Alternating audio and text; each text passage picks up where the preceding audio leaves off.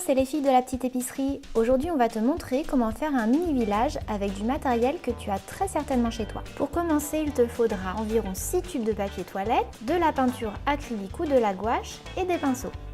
Commence par peindre les tubes avec des couleurs différentes et vives.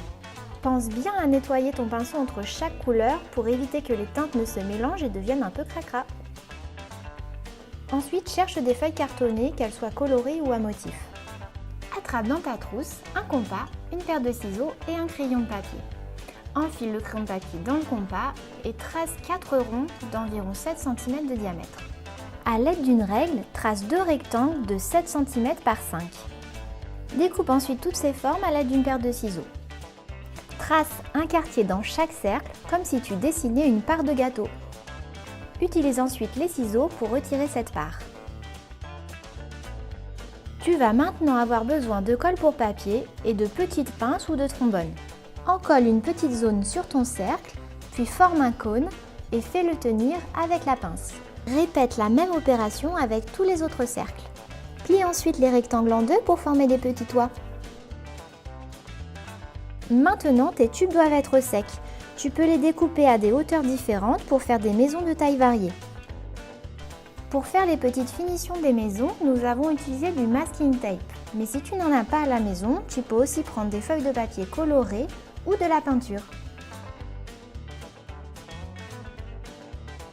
Pour faire un petit store de magasin, nous avons découpé un rectangle blanc sur lequel nous avons posé des rayures rouges. Pour le fixer, il suffit d'utiliser de la colle ou du masking tape.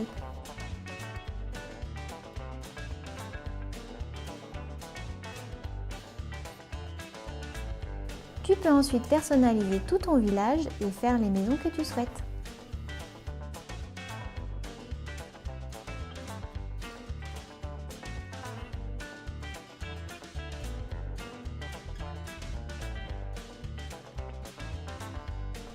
Pour faire un moulin à vent, il suffit de découper une croix dans du papier et de la fixer avec une attache parisienne.